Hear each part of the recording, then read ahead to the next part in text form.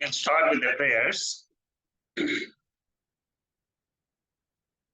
Om Sahana Bhavatu Sahanau Punaktu Sahaviryam Karavavahe Tejasvinavaditamastu ma vidvishavahe.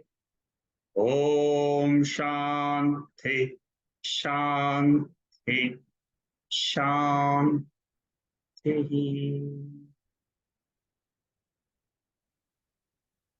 Our study continues of Taittriya Upanishad with Shankaracharya's Bhashyam. So what we are primarily analyzing is the commentary written by Shankara on Taittriya Upanishad. We are going very deep in our analysis of this Upanishad, and so far we have done the chapter 2, 3 mantras of the first section, 2 mantras, and then we started with the second section. What have we covered so far?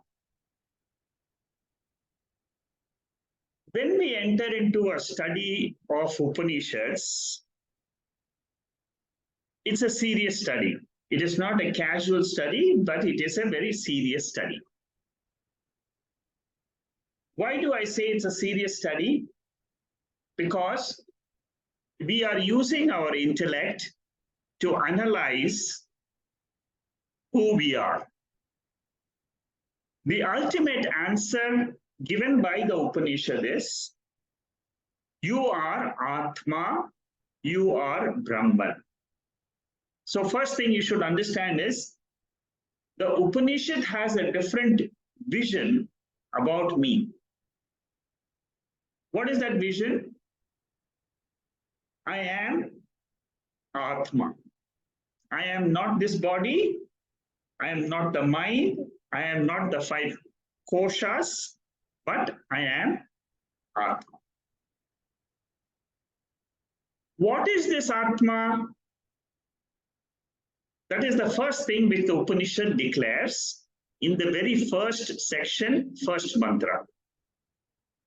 Upanishad says this whole world has got a Karana. Karana means a cause. And that cause, it calls it Brahman.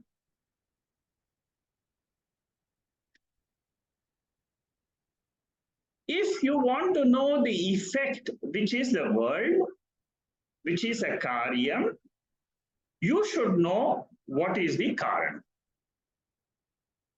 See, this is a very, very logical, scientific analysis. If you want to know what is a ring or a bangle or a chain, you should know what is the gold. If you want to know the objects in this universe, the beings in this universe, you should know Brahman. This is the first point. What is the second point? The second point is, what is the nature of this Brahman? What is the nature of this cause? The Upanishad says the nature of this cause is defined in 3 technical terms: Satyam, Jnanam, Anantam. So who am I? If I am defined as Atma and Atma is equivalent to Brahman, the definition of Brahman holds true for me also. So my nature is Satyam, Jnanam, Anantam. The whole study of this Upanishad is based on this first mantra.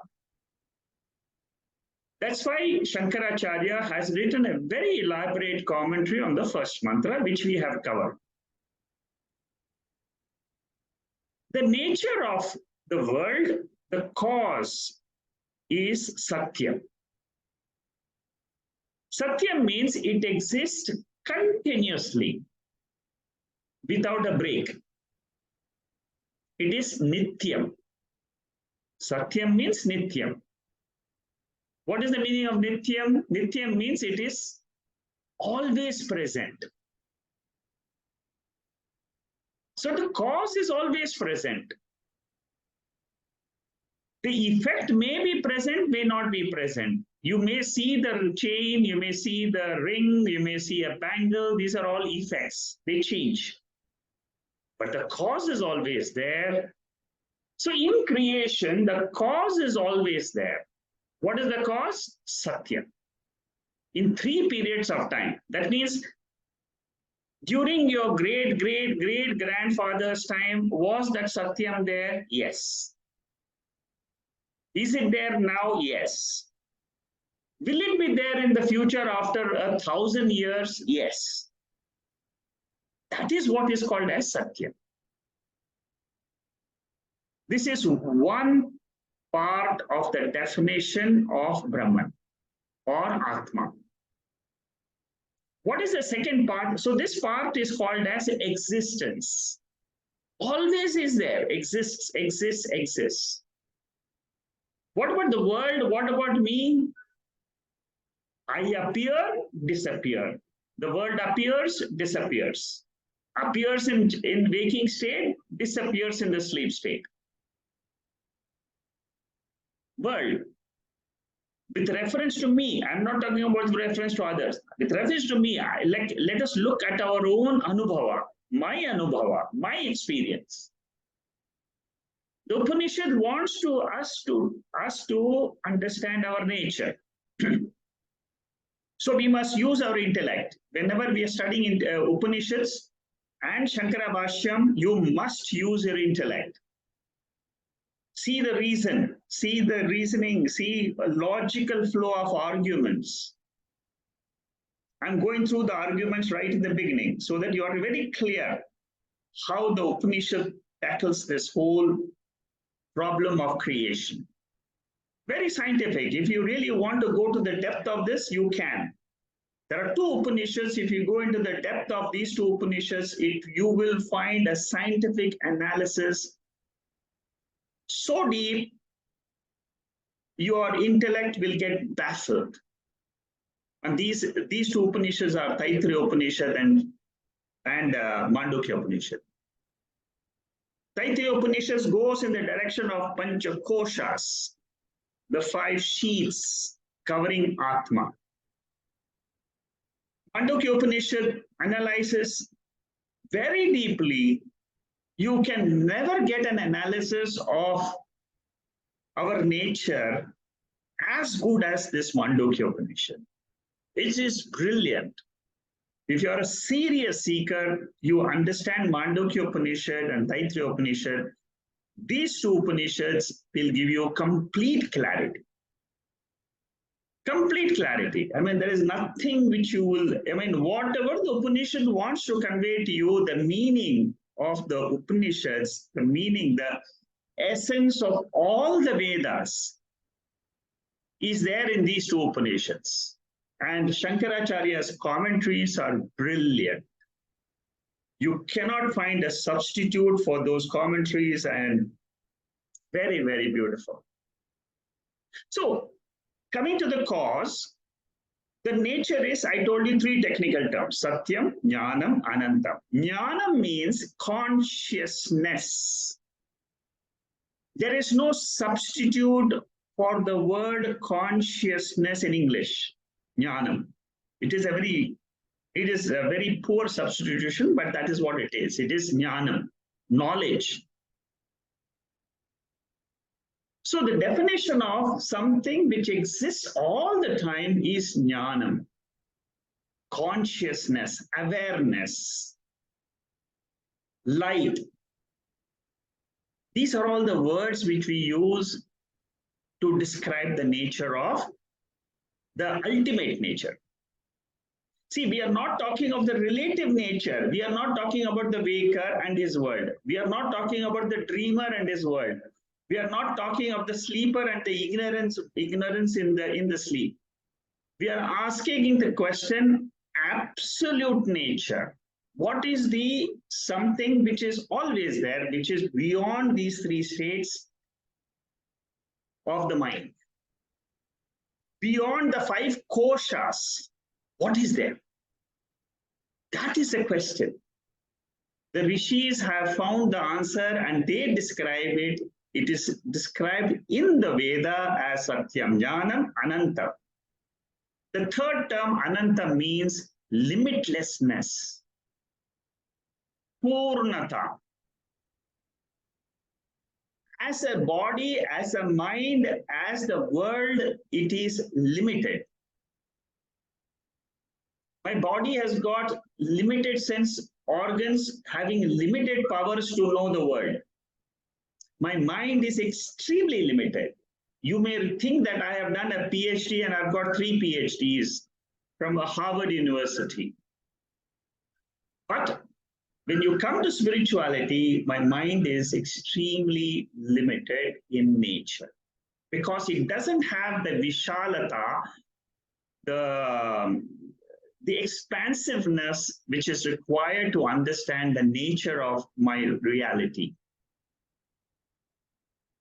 So, Atma is something unique.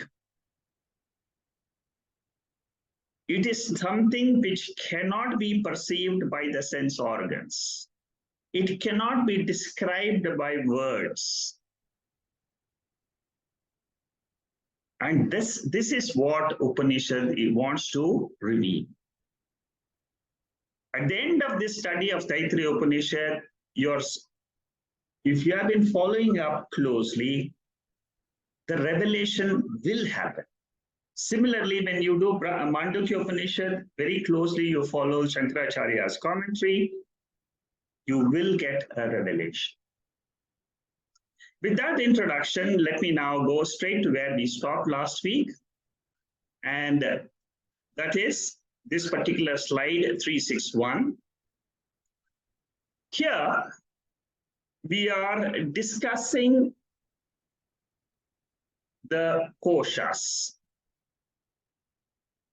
So the Karanam is Brahman, the world is Karyam. The world starts from the Panchabhutas, Akasha, Vayu, Agni, Apaha, Prithvi. In subtle form and gross form. This is the macro. Then we come to the body. Annamaya kosha, Pranamaya kosha, Manomaya kosha, Vijnanamaya kosha, Anandamaya kosha. We have covered Annamaya kosha. What we have said is the whole world of the 5 elements and our bodies have come from Brahman. Body and the world is a karyam, is an effect, is a product of Brahman. Cause, effect. By knowing we are going to study the effect and reach the cause. That is how we are approaching in this analysis. The first thing which we discussed is Annam, Annamaya kosha. What we said was Annamaya kosha is not Atma. Atma means the reality, the ultimate absolute reality. Who am I? Atma.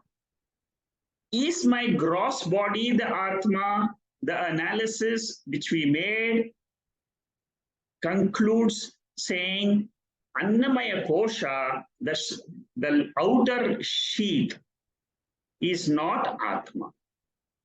Why it is not Atma? Because it is made up of food. Whatever comes from food goes back to the food.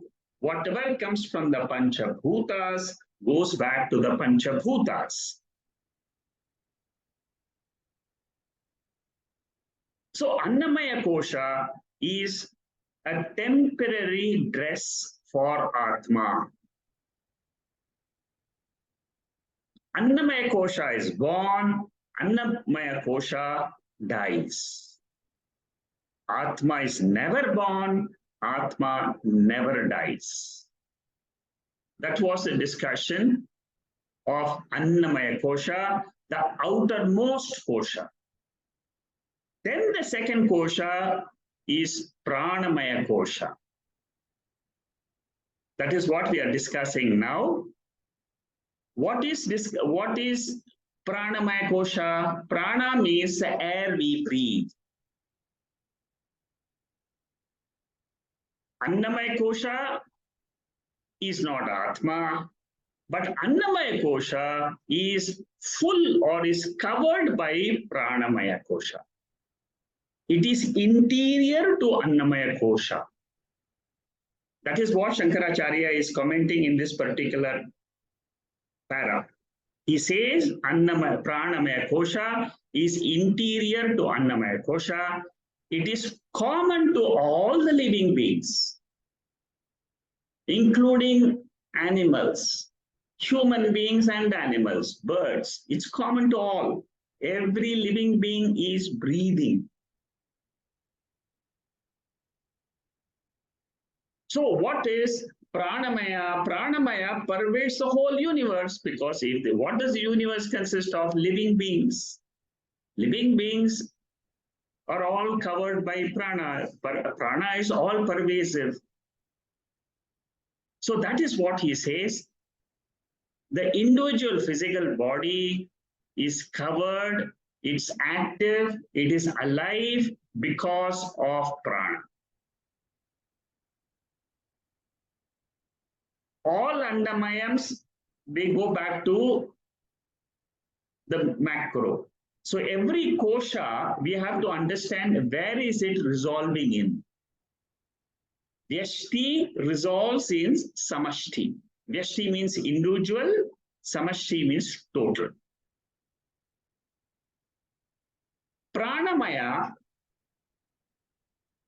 at the macro level is called as Sutratma. Sutram means it is a thread which connects the whole, all the living beings.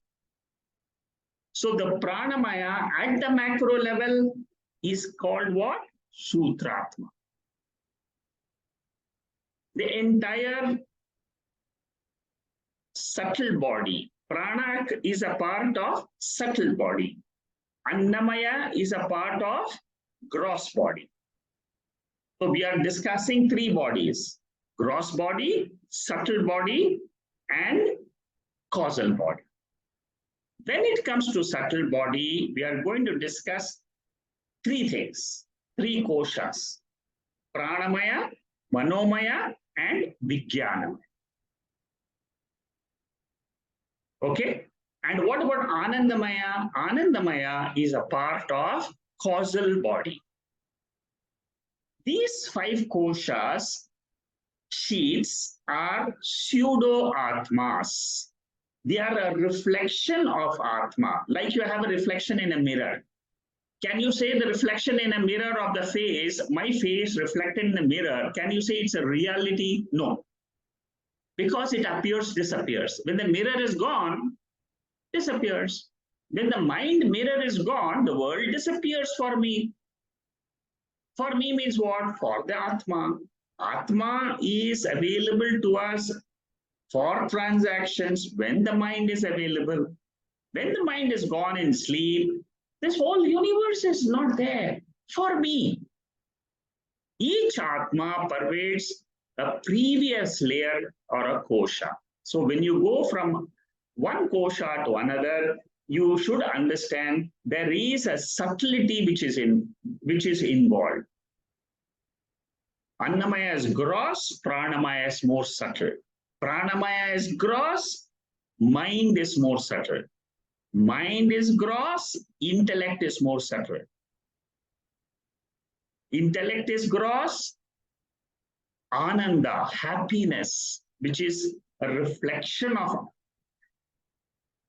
Atma in the intellect, that is much more subtler.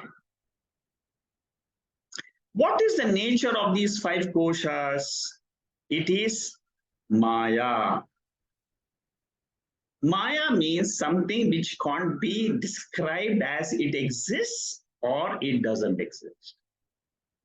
That is what is the definition of Maya. In Vivek Chodamani, Shankaracharya defines this in this way. No, we can't say it exists because it disappears in sleep. But is it non-existent? No, it is not. It is not even non-existent because I can experience it in the waking state. So Maya is a karyam, is a product. All these five koshas are products of the Shakti of Ishvara. Okay? The pranis,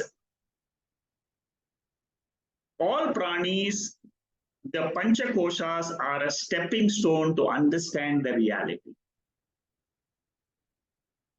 This Atma of all living beings transcends the five koshas. That is what Shankaracharya is explaining in the next paragraph. What he's saying is, like a grain which is covered, I have discussed this example last week. A grain is covered by the thin membrane around it. Similarly, Atma is covered by the five koshas. All this entire world of Panchabhutas, the world of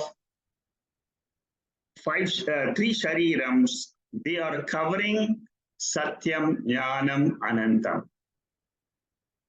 This Satyam, Jnanam, Anantam Atma is not touched by, not if affected by the activities of the Panchakoshas. This is what is Shankaracharya's explanation in this particular verse. The five koshas are called as mithya. Why is it called mithya? There are two words in Sanskrit, Satyam,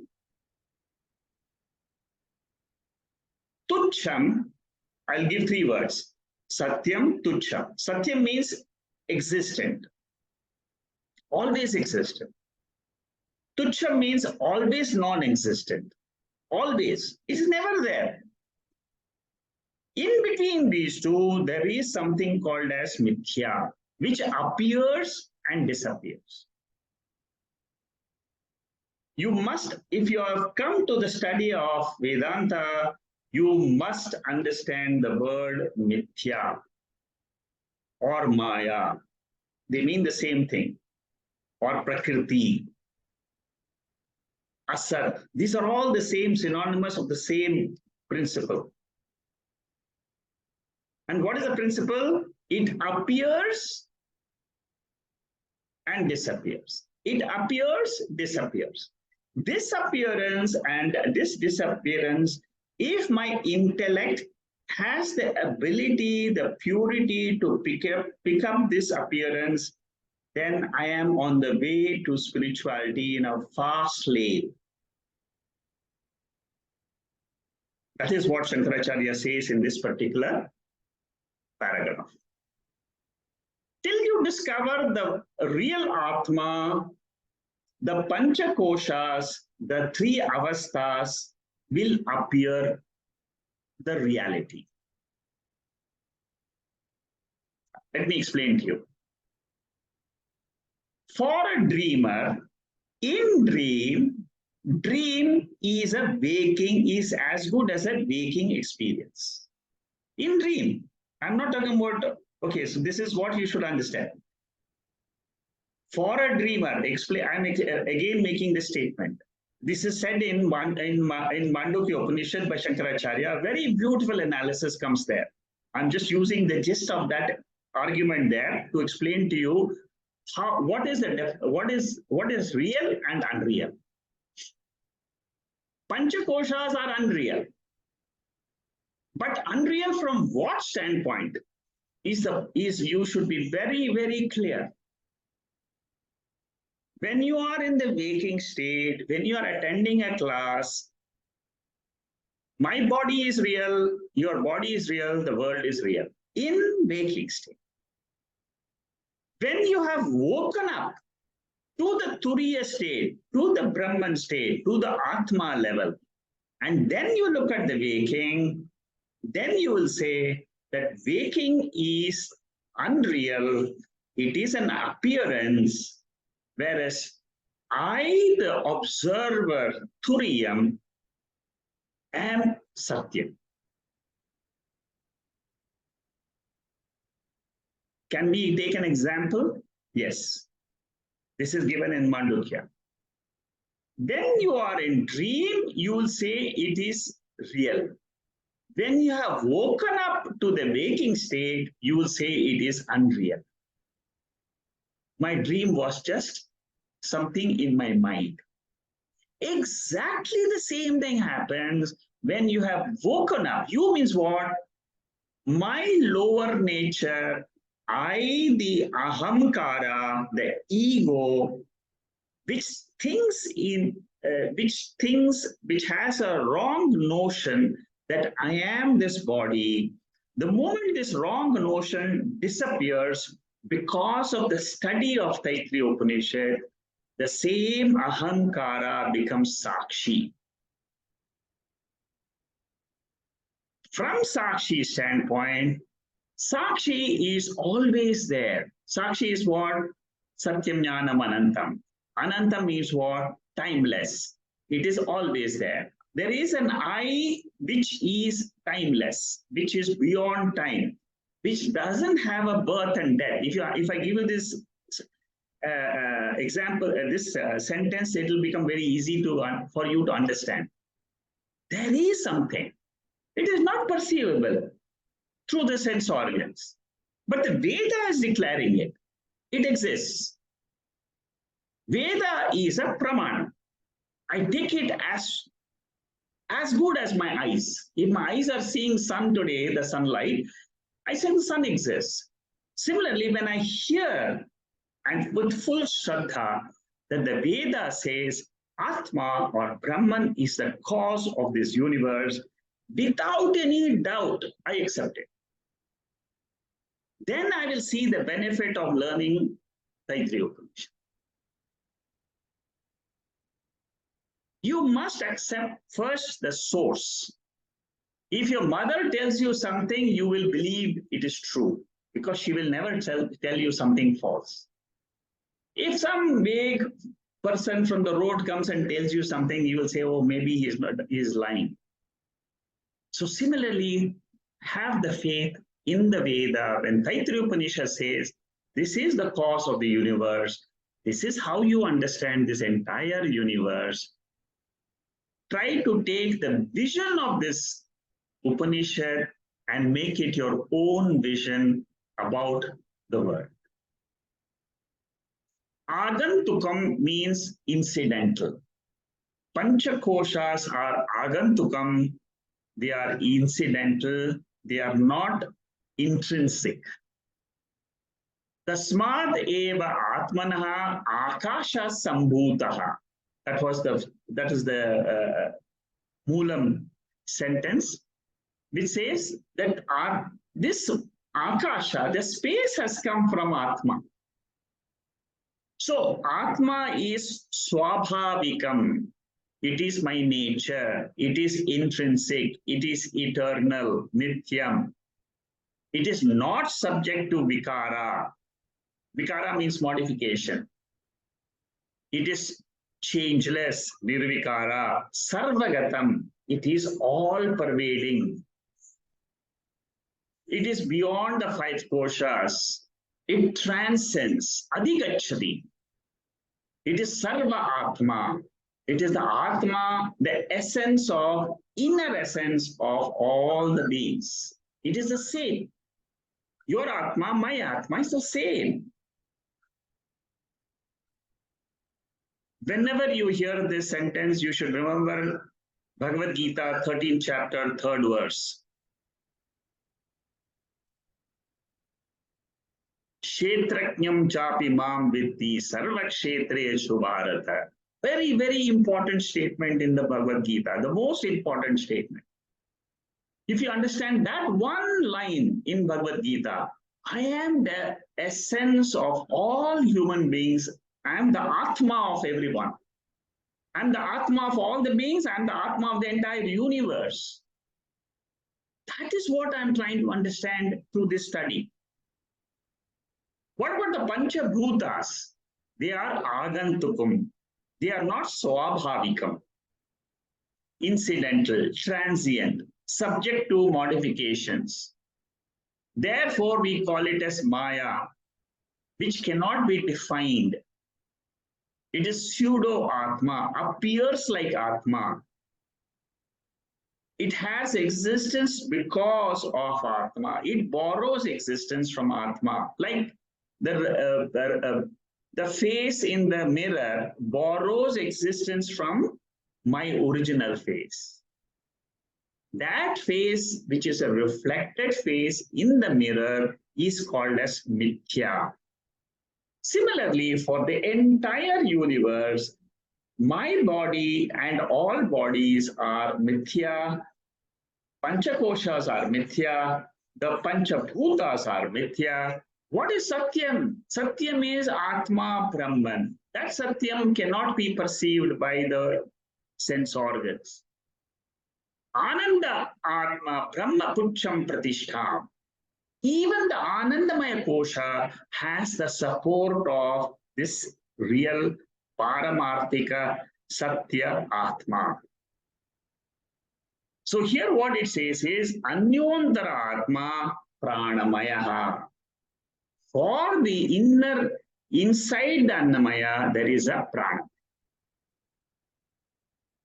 Then what does Shankara says about the Pranamaya now? He says Prana exists at the Samashti level, total level, as the cause of all the activities in a body. Without prana, there cannot be any activity. Neither the Indriya, Pancha Jnana Indriyas will function, neither the Pancha Karma Indriyas will function, neither the Antakaranam will function. That is what Shankaracharya is saying in this particular para. And these are all analysis. You see, if you study the meaning of all, each and every paragraph, you will get to know the inner meaning of these Upanishadic verses. After the talk, if you go through these meanings of these paragraphs, you will understand. And Shankaracharya quotes different Upanishads. For what he is saying, he gives a quotation. Kausitaki Upanishad. He refers to Kausitaki Upanishad and says, as long as the prana is in this body, the shariram will survive. Sarva Vayuhu. Prana is given a title, Sarva Vayuhu. It is the Vayu Tattvam in all the living beings. When the prana leaves, it is well known that the jiva is dead. The jiva who is in this body, what is the jiva? Do you know what is the definition of a jiva? Jiva is equal to mind plus reflected consciousness. Don't forget this definition. It's a very simple definition. If you understand this, then you will understand who am I at the Vyavaharika level. Mind plus reflected consciousness is the jiva. When the prana leaves, the mind, which is a part of the subtle body, will leave together. All the 19 organs constitute the subtle body. What are the 19 organs? Pancha Jnanendriyas, Pancha Karmendriyas, Pancha Pranas, and the four Antakaranam. They constitute the subtle body. Utkramantam sthitam vapi bhunjanan vas. That is what is said in the 15th chapter of the Bhagavad Gita. When the prana leaves the body, it takes all these 19 organs and plants it in a new body, and then starts the cycle all over again. That is what is creation. Kausitaki Upanishad, what has been quoted in this paragraph, I have got the exact mantra here. And if you go through this, you will just get a more deeper understanding of what Shankaracharya is saying about prana being the breath of the entire human life.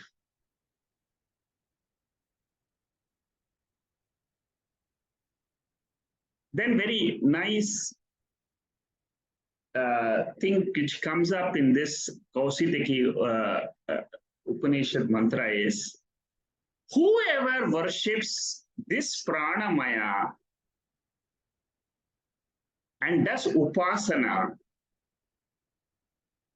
he will get a lifespan which will be a full span of life allocated to the body.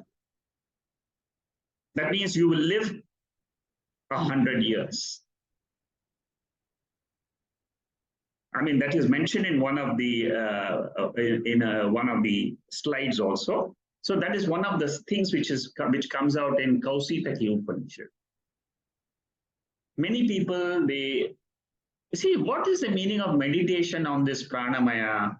If you sit down quietly and decide, today I will meditate on prana, how should you do the meditation? Take the help of Taittriya Upanishad. And says in the Taittriya Upanishad, it says prana is the life of this body. This prana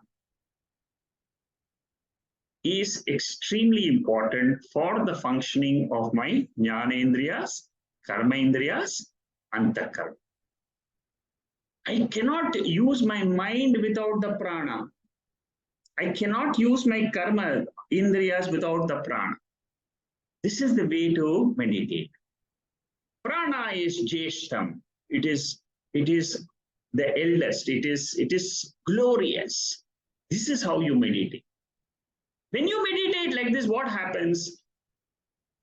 That prana will remain in this body for a longer period of time. This is said in the Upanishads. That's what it is said in the Vedanta. And then what will happen when you do this? You will follow ahimsa as a virtue throughout your life. You will never hurt anybody. You will not cut a single tree. You will do puja first before you pluck the flower from the rose tree or something, or the jasmine tree. We can't create life. Therefore, we don't want to destroy life. Sutratma is the sacred life. Hiranyagarbha is given the title of Sutratma. Hiranyagarbha means it is the totality, the Devata which controls all these pranas is called as Hiranyagarbha. You see, in our tradition, we give names so that we can go deeper into something beyond that. So Hiranyagarbha, if you want to pray, you want to glorify your mind, glorify the prana, you want to glorify your intellect, Gayatri Japam is there. Gayatri is nothing but glorification of the Gayatri Devi, who is present in the sun, in the Surya Bhagavan. Surya Bhagavan is also given a name of Hiranyagarbha. Okay. So the title of Brahman, it is Sarva Aushadam, Sarva Aisham. These are all titles. When prana leaves, the body is dead. That is what is said in this para. These are all different paras from the commentary of Shankaracharya. These are all exact commentaries written by Shankara on these verses. On one verse, he writes so much. On Pranamaya, he has written so much. Can you imagine? We are going deeper and deeper into our study. So here in this particular paragraph, Shankaracharya explains how this I notion is dropped from Annamaya into Pranamaya, which is the external to the Annamaya. What is internal? Internal is Annamaya. What is external? External is Annamaya. Internal to that is what? Pranamaya. So by praying to this Sutratma, you're dropping your I notion with reference to the Annamaya. So similarly, slowly, I learned to drop the I notion from each kosha. That is the process, which is slowly getting revealed to me.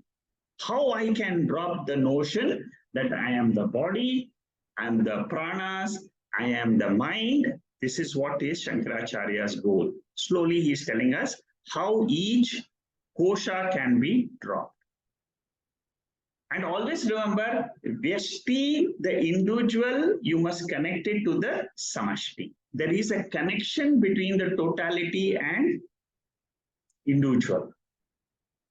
Individual prana is coming from where? The total prana, the Vayu Tattvam in the entire cosmos. It is a part. Whatever I am breathing today is a part of the totality.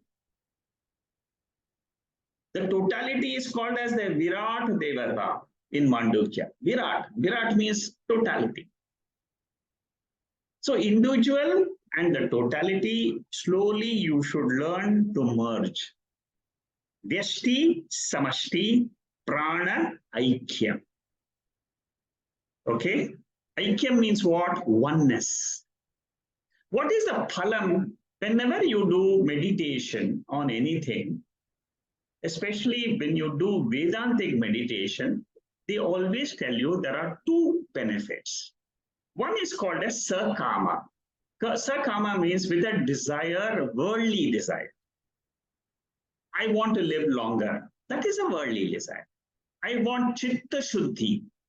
I want to progress in my spiritual understanding. That is Nishkam. I will become fit to enter the next kosha. So dropping the I notion from Annamaya to Pranamaya is this step of Upasana. Vashti Pranamaya to Samashti Pranamaya. Two stages are involved, which I have described. Whoever meditates gets full total life as per Prarabdha Karma, which means he will not have accidental death and so on. Next. Okay, this is what I said just now. What Shankaracharya says is in this paragraph. Those upasakas will not die normally. Apapratyuna mriyante. It means that they will not die before the allotted time, ayushaha, because the upasana phalam will be there. In Chandogya Upanishad, it is also said that you live 100 years. Each jiva normally will live 100 years. If you are able to live 100 years, that is why? Because you may have done prana upasana.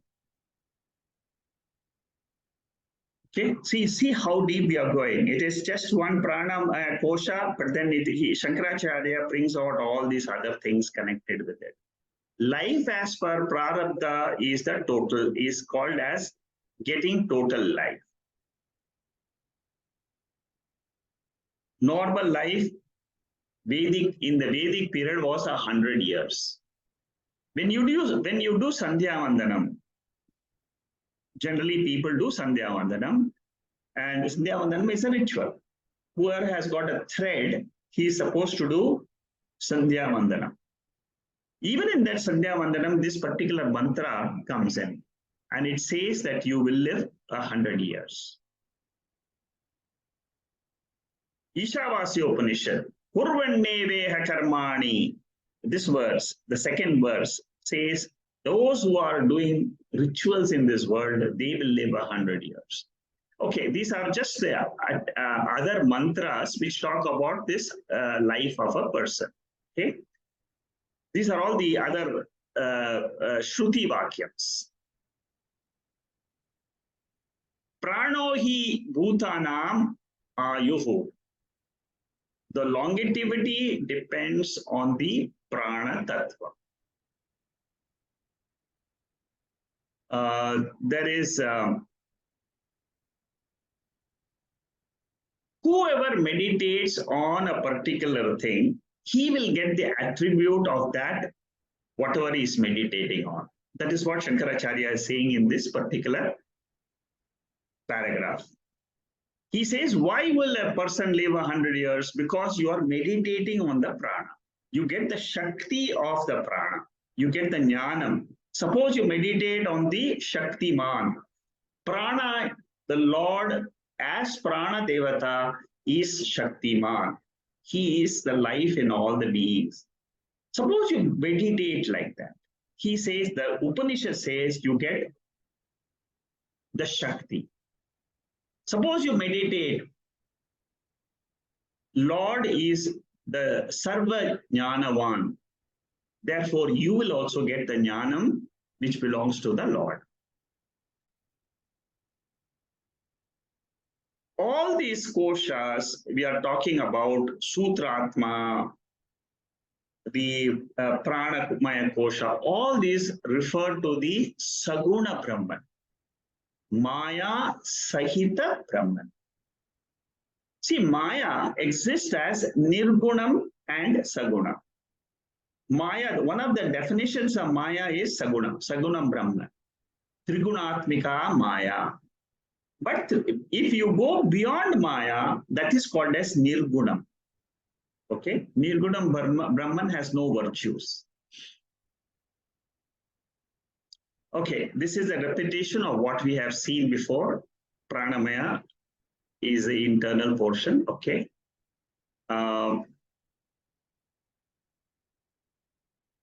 Now we are coming into Manomaya Kosha. Manomaya is the Atma. It is interior and it is different from Pranamaya. Annamaya is different than Pranamaya. Pranamaya is different than Manomaya. That is what is being said. What is the form of this Manomaya, the mind kosha? Manomaya kosha, what is the form? It says the Manomaya kosha has the same form as the Pranamaya. And what is the form of the Pranamaya? The entire body is the form of Pranamaya. Therefore, the form of Manomaya is what? The entire form of the body. How do you meditate on this Manomaya Kosha?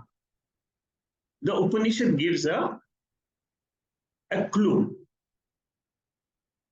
I will explain the clue in the next slide, the following slides. It says that the 4 Vedas, you can meditate as either the head, the right side, left side. Yajur Veda is the head. Rig Veda is the right side. Sama Veda is the left side. The Brahmana portion is the central part. Atharva Veda is the lower part. These are all said in a Rig mantra. Okay, Rig mantra means Rig Veda mantra. Anyontara Atma, similar to the previous section, Manomaya is different and it is interior to the Pranamaya. Pranamaya becomes anatma, a kosha, the moment you come to manomaya. Okay? So as you go deeper and deeper, you must say that you must do that analysis which I had described about 2 sessions before. You must do a 4-step exercise. What is the 4-step exercise? That kosha which I have left is anatma. First step. It is karyam. It is karyatva nishchaya. Any karyam is what? It is a product. Any karyam is name and form. Nama rupatva nishchaya. You see, I'm sure you'll recollect this analysis. You have to slowly turn your attention in your mind. You should say that Annamaya, Pranamaya is a karyam. It is not Atma. It is name and form, Nama Rupam. Because it is name and form, it is Mithya. Mithyatva Nishchayaha. Mithya means what? It is as good as non-existent. Why it is as good as non-existent? Because of pravilapanam. What is pravilapanam? I can resolve the pranamaya in my mind. The swallowing up is done. Therefore, pranamaya is resolved in manomaya. Resolving the manomaya veshti into samashti, I can then go into the next level. Okay? I'm going into every slide because this time because these slides now as we grow closer to Vijnanamaya, Anandamaya and all, I'm going a little bit deeper. So I'm just trying to explain to you whatever is the important portion which Shankaracharya has mentioned in his commentaries. So this manaha is an internal organ. Antakaranam. And what is manaha's definition? Sankalpa vikalpa atmakam antakaranam. That is the definition given by Shankaracharya. Same definition he gives in Tattvabodha also. Sankalpa vikalpa means what? Vacillating mind. The kind of a thought modification, tanmayaha, is called as manomaya. So anytime you want to know what is this manas, what is this mind? Suppose you want to know, many students want to know what is this mind. Initially, before they come to the Vedanta, they don't know about this mind. They just don't know. They don't know what is this mind. It's a doubt in many people's minds. How do I differentiate what is this mind in my body? Whenever you have a confusion, shall I do this? Shall I not do this? Seeing the pros and cons of the two sides of a coin, of doing it or not doing it.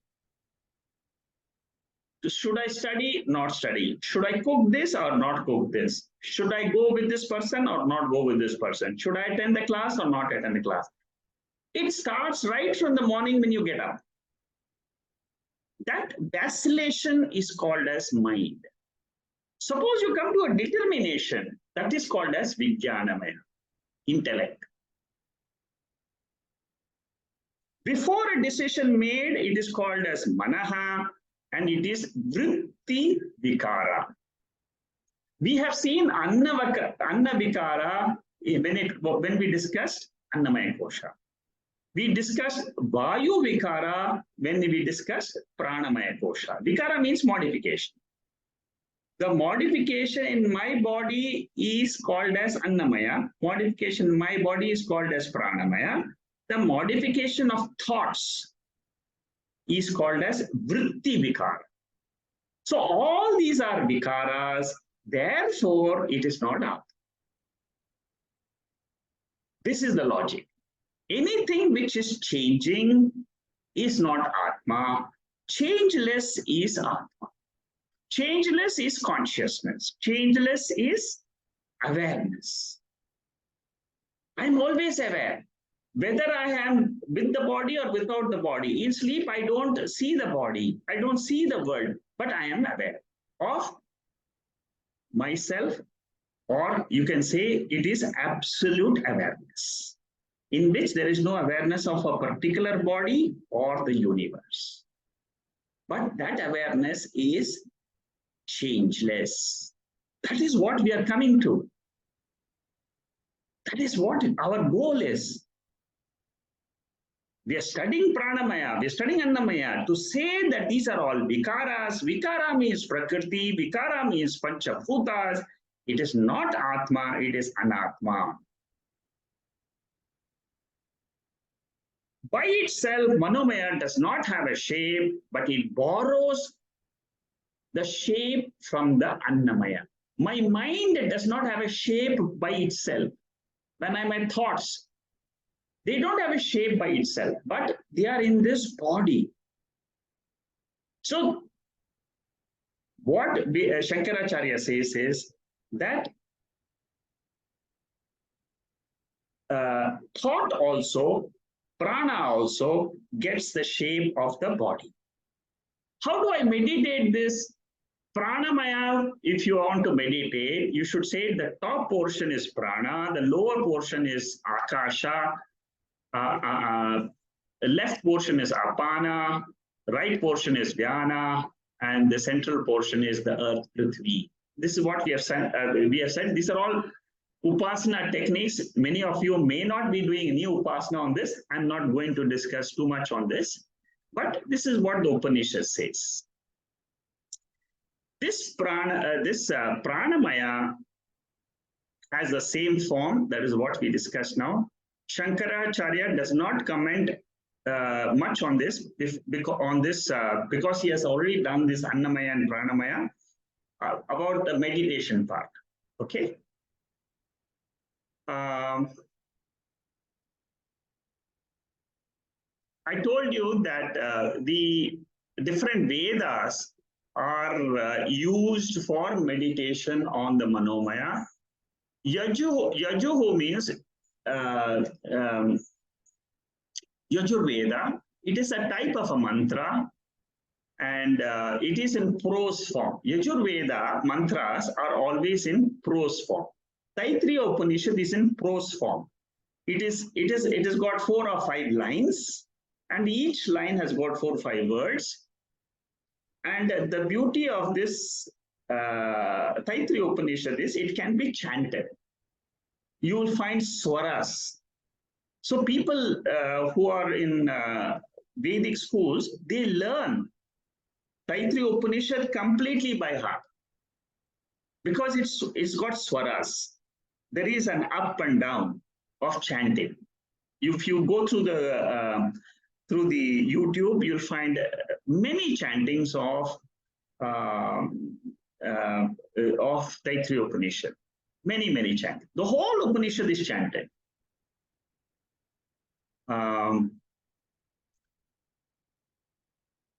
Advaryu is called the name of a priest. If you're doing a ritual and he's chanting Yajurveda, that priest is called as Advaryu. For different Veda chanters, we have different names given in the, especially in Chandogya Upanishad, all the names of all the priests are given. Rig Veda generally is not used for oblations. When you give oblations, you don't use Rig Veda mantra. Rig Veda mantra is used generally in the beginning of a ritual. I'm just giving you some side information which is provided by Shankaracharya in these commentaries. So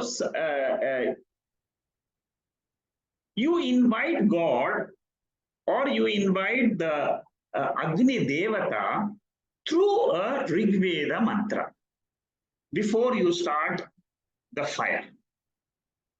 Where do you use Samaveda? Samaveda is used for glorifying the Lord. You want to glorify the Lord. Like in Rudram chanting, you can sing it in a Sama chanting form also. It is sung. You glorify the Lord. Oh Lord, you are the best. You are the greatest. You are so and so. You know, whenever you want to glorify the Lord, you use Samaveda. Yajur Veda is used for the rituals. Atharvana Veda is used for rituals. Okay. Uh,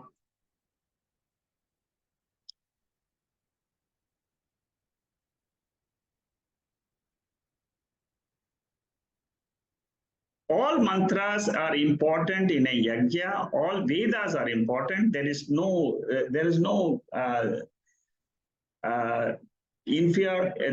gradation in the Veda, but generally they say that Rig Veda is the first Veda, original Veda.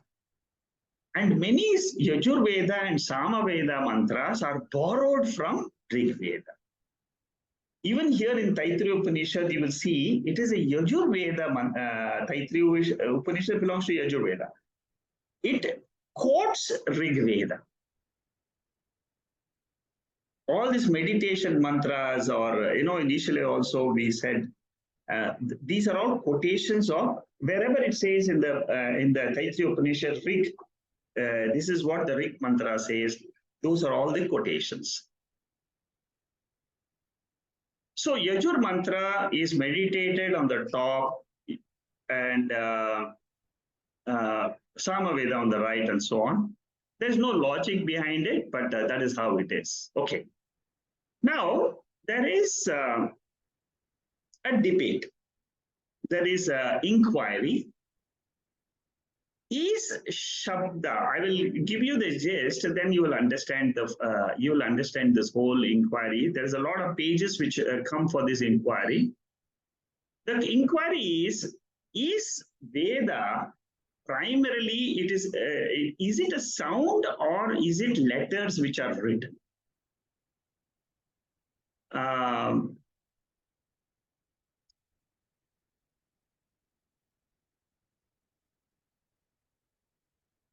The Guru is a transmitter who converts the sound,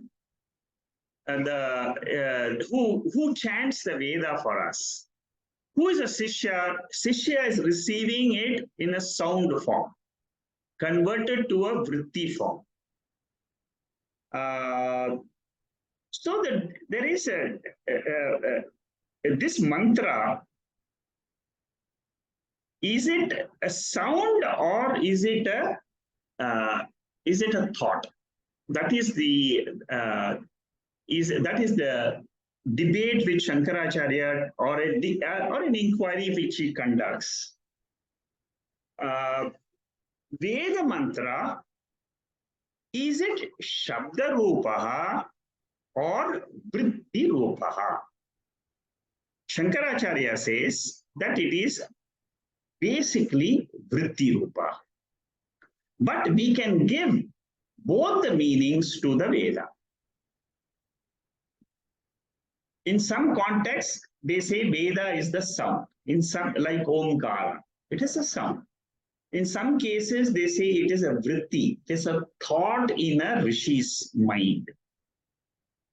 There are some grammatical analysis which he does. I'm not going into that. I have already explained to you, Manomaya means the head, the right side, left side. I've already explained to you this. When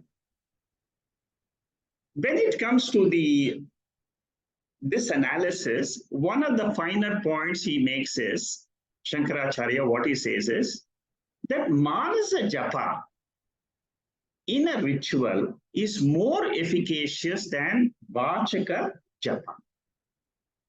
I mean, these are all finer analysis of this Vedic mantras, which is given by Shankaracharya in this Taittriya Upanishad. I'm just giving you the gist of them.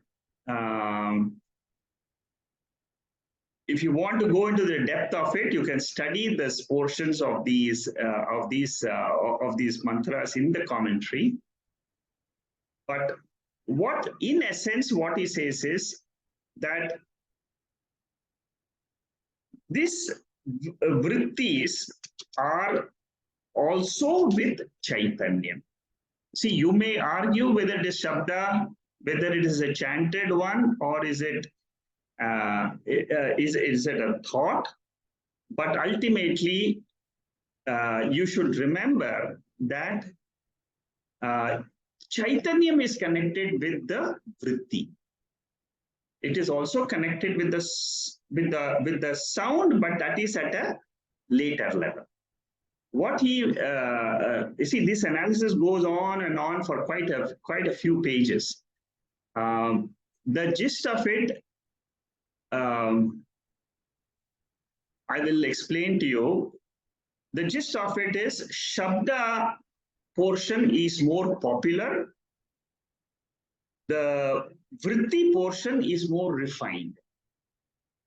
But the most refined is the consciousness portion, which is the adhishtanam for all mantras. Okay? This is where this analysis comes to an end by saying that a mantra primarily it is vritti rupa. I'm giving you now the gist of the whole debate, whether a Vedic mantra is vritti rupaha or shabda rupaha. Vritti rupaha, Shankaracharya says, it is the primary meaning. It is available in the mind for mental repetition. It is the vachyartha. The japa done in the mind is more efficacious than what it is done outside by the organ of speech. Manasa japa is more efficacious than shabda japa. He also says that the result of this manasa japa is much more compared to the result of ucharana japa, which is done outside. So if you take the shabda meaning, it is the secondary meaning. It is not the primary, it is a lakshyartha. Okay? So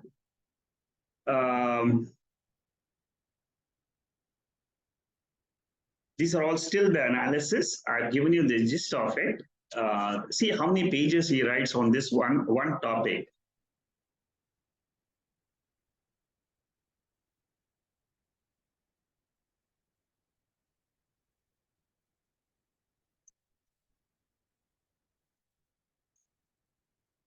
All Vedas resolve into Chaitanyam in potential form. See, in Chaitanyam, for example, I told you that the Chaitanyam or Satchidananda is the ultimate, which is the cause of this entire universe. When I say cause, you should remember that the whole world exists in that cause in potential form. You should never forget this, yeah? This is a very important aspect when you understand the Upanishad, that world has got two conditions, manifest condition and unmanifest condition. Unmanifest condition is called as the potential condition. That is what we enter into Karana Shariram. Okay? So similarly, Artha Prapancha, the Shabda Prapancha, ultimately it resolves into the Chaitanya. That is what he says in the end of all these discussions. Veda consists of mantra portion, Brahmana portion. Brahmana portion also has got Aranyaka and Upanishad. Normally, when we study Upanishad, they are all part of the Brahmana portions. Okay, these are all some side information which you get. Atharvana Veda is discovered by Rishi called as Atharvana, or in some texts it is said it is Rishi, it is Angiras Rishi. Atharvana Veda is discovered. See, these mantras are all discovered. They are all discovered they came into the minds of rishis. Okay. Mantra drishtaraha. Who is a rishi? A rishi is one who is a drishta, who is a seer of these mantras. Like Gayatri mantra, all the mantras are actually has come in the minds of rishis. Okay. Then we come to a mantra, a very important mantra in Taittriya Upanishad, which describes Brahman. What is that mantra? This is the one. Yato vacho nivartante aprapya manasa saha anandam brahmano vidvan na bheveti kadachaneti tasyesha eva sharira atma yapurvasya. That is the mantra. I will be going through these analysis. What it means is, yato vacho means this Brahman has got two forms, Saguna Brahman and Nirguna Brahman. Saguna Brahman means Hiranyagarbha. Contextually, it is correct. Yato vacho refers to Saguna Brahman. It can also refer to Nirguna Brahman. Nirguna Brahman is beyond words. And this Yato vacho nivartante, what does it mean? It means that the words cannot reach Nirguna Brahman. It's a very important point we should understand that words are there, but then ultimately they reach only Saguna Brahman. Okay?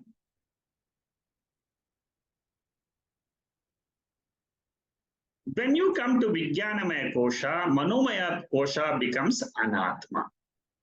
Again, you have to do this analysis. Anatmatva Nishchaya. Mind is Anatma. Mind is a Kosha. Mind is a Karyam. Mind is a name and form. Therefore, because of the top four reasons, it is Mithya. And then you do Pravilapanam. Pravilapanam means you do resolution of the mind in Vijnanamaya Kosha. Like how we did Pranamaya in Manomaya, Annamaya in Pranamaya. They all, why do we do this resolution? Because ultimately you're going to say this entire five koshas are resolved in Atma. See the process of understanding the Upanishad. This Upanishad, slowly in every paragraph, in every kosha, you should see the full. See, in every kosha, we are doing this five analysis. Therefore, when you study Taittriya Upanishad, you should remember this particular 6 portions which I have put in this slide 420. In every kosha, this exercise you should do. Where should you do this exercise? In your own mind.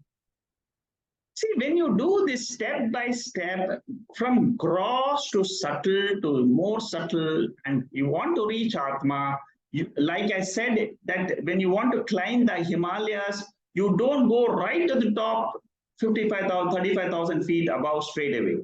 You have camps at 5,000, 10,000, 15,000. Your body, your lung capacity gets used to the rarer and rarer oxygen as you climb. So that when you climb the highest, your lung has the capacity to survive. Similarly, when you want to do this Atma Vichara, you must do Kosha Vichara. In Kosha Vichara, you have to do Anatmatva Nishchaya, Koshastha Nishchaya, Karyatva Nishchaya, Nama Rupatva Nishchaya. It may sound very,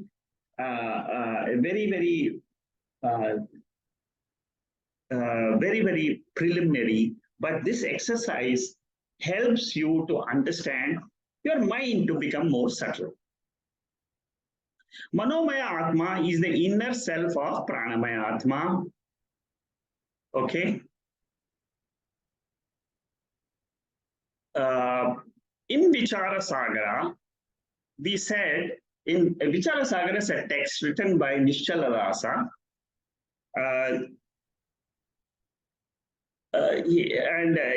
You see, what Shankaracharya mentions here is that for a mithya vastu, you will require a adhisthana. It is established by Sureshwaracharya has written a commentary on Shankaracharya's commentary. Sureshwaracharya is a disciple of Shankaracharya. So for every word, he has written a commentary running into thousands of pages. See how much people have spent time understanding the Veda. So, coming to Vichara Sagara, rope can't be treated as adhishtanam as itself is mithya. Rope avichinna chaitanyam is adhishtanam. See, we always give this example of rope, snake, and rope, but we never come to the depth of understanding. What is the depth of understanding? In a very, very advanced text called Vichara Sagara, they say that even rope is also mithya. What is satyam? Chaitanyam is satyam. So adhishtanam of rope is also chaitanyam. Similarly, manomaya avachinna chaitanyam atma is taken as the support for meditation. So whenever you meditate, ultimately you should say, I'm meditating. Ultimately, they all rest on atma. Even though that is the last step, after Anandamaya, this is what Shankaracharya is going to say, that all the 5 koshas, they rest in Atma. Manomaya Atma is only briefly used in the Upanishad as Arundhati Darshana Nyaya. See, each kosha is only, is like an indicator. You're progressing, but it is you are taking your eyes towards the Atma step by step. Okay? Vijnanamaya Kosha is the inner self of Manomaya Kosha. So we have finished the Manomaya Kosha, we are getting into Vijnanamaya Kosha, which is the intellectual sheath. Okay, so Manomaya Kosha and Vijnanamaya Kosha, what is the difference? The main difference is you should know intellect is a determination faculty. It is Nischaya Atmika Buddhi. It is not a vacillation of the mind. What is the definition we gave of the Manovritti? Sankalpa Vikalpaka Atma. That is Manomaya. Nischaya Atmika Atma or Buddhi is Vijnanamaya. It is interior to the Manomaya. It is much more subtler than the mind.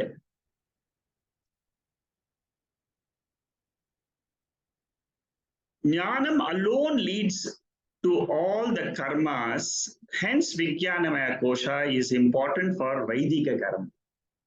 See, for even doing rituals, you need knowledge. So what is the order? Janati Ichhati Yatate. The one who knows that there is something called a Sandhya Vandanam, he desires Ichhati, and then the third step is Yatate.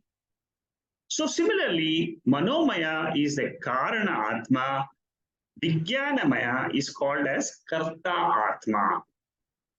And what is the Anandamaya Atma? Anandamaya is the Bhokta Atma. So now we are talking about 3 Atmas. 3 Atmas means what?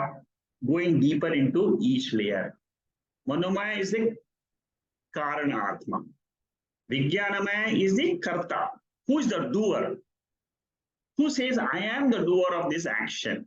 And then who is the enjoyer? When it comes to enjoyer, the Bhokta element, it is another kosha. Much more deeper than the Karta.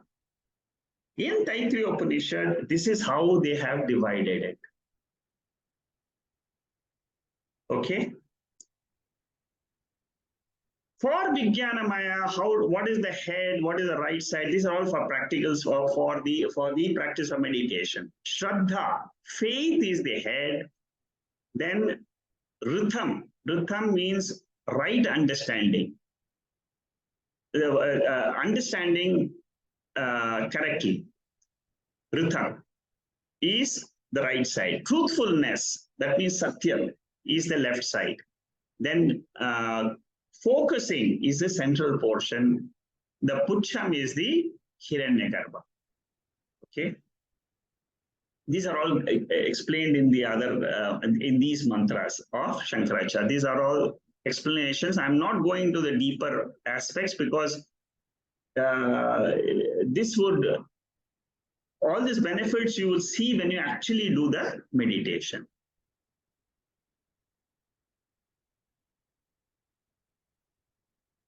Bhagavad Gita has got this 45th verse. Traigunya Vishaya Vedaha Nistraigunya Bhava Arjuna Nirdvando Nitya Satvastaha Niryogakshema Atmavan.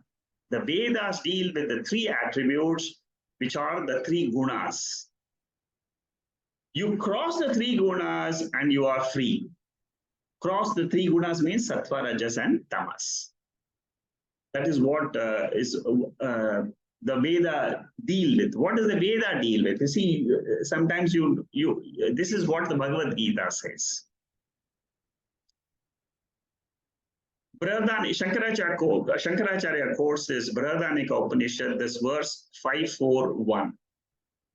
I put it down, I'll show it to you. Again, this is for the sake of Upasana. See, many a times Shankaracharya brings in his commentary certain other Upanishad which will help you to understand whatever he is saying in a better way. So, or he tells you that these are the inner meanings of these verses. These are the upasanas which you have to do along with this understanding of this portion of the Taittriya Upanishad, and so on. Brihadaranyaka Upanishad has this mantra which says that Brahman is not subtle or gross.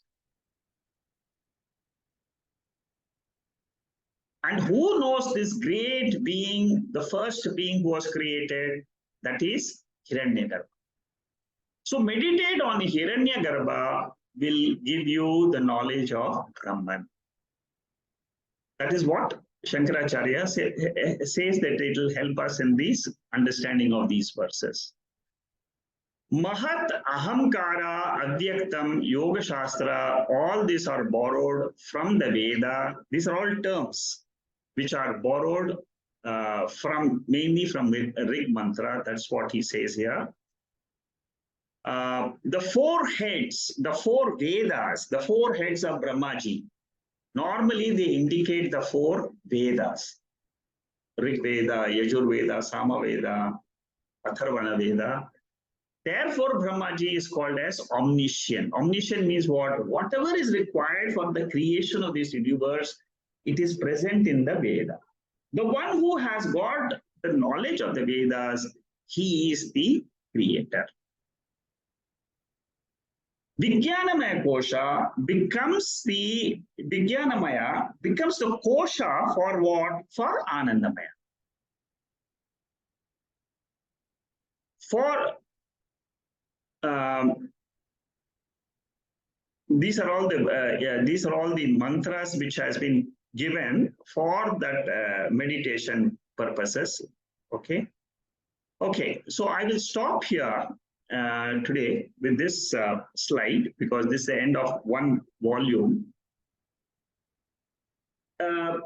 Just in conclusion, what I want to say is, see, whenever we are trying to understand our real nature, one of the easiest method which I have understood, which I have followed is, it comes from that Vichara Sagara text. And in that Vichara Sagara, there is a teaching given to the highest adhikari. It is called as Uttama Adhikari in the 4th chapter of Vichara Sagara. There, the author uses adhyasa as the primary method. And I like that method because it is something which we can follow. I'll describe to you in a simple way so that when you want to know that I am this Satchid Ananda, what you should do in meditation or in your contemplation is Satchid Ananda is my nature. That is my intrinsic nature. That is your starting point. And for those people who want to go deeper into this topic, this will be useful. We do this Panchakosha study, no doubt. We will do this Avasatraya Vivek also, we will do in Mandukya. But this method, you just try to follow. See, if I am that consciousness which is immortal, which is birthless, which is deathless, these are the topics which you should think when you are meditating. I am birthless, I am deathless, I am of the nature of consciousness. I am Satyam. Satyam means eternal, Nityam. I am always there. That is my real nature. How do I experience my Vyavaharika level? This is the study which Vichara Sagara does in the 4th chapter. There the author brilliantly says that understand that there are 2 adhyasas, 2 superimpositions. I don't have any notes on that here. I'm just giving you out of my own recollection. One adhyasa means what? Superimposition. If I am that, then what am I with my body as a jiva? There are 2 types of superimpositions which I do. On that Atma, which is Satchidananda Atma, I superimpose Artha, which is called as Artha Adhyasa. Artha means what? All the things which are perceived by my sense organs. So the author says this Sureshwaracharya also deals with this, and Shankaracharya also deals with this methodology. So there are 2 adhyasas, Artha Adhyasa and Jnana Adhyasa. Jnana Adhyasa is always done through the mind. So whenever I am as a jiva in the waking state, I am doing 2 superimpositions. One is at the Artha level, objective level. One is at the Jnanam level, at the mind level. One is at the objective level, one is at the subjective level. I remove this adhyasa, then I am nothing but this Satchidananda. This type of self-realization is very simple, it's easy to follow. And when you do this once or twice, then all these 5 koshas and all doing this, understanding these 5 koshas as a kosha and dropping them in the end becomes easier. Okay? So with this, I will stop today. Om Purnamada Purnamidam Purnat Purnamudachade Purnasya Purnamathaya Purnameva Vasishyade Om Shanti Shanti Shanti Hari Om Shri Gurubhyo Namaha Hari Om. So I don't see anything on the chat box.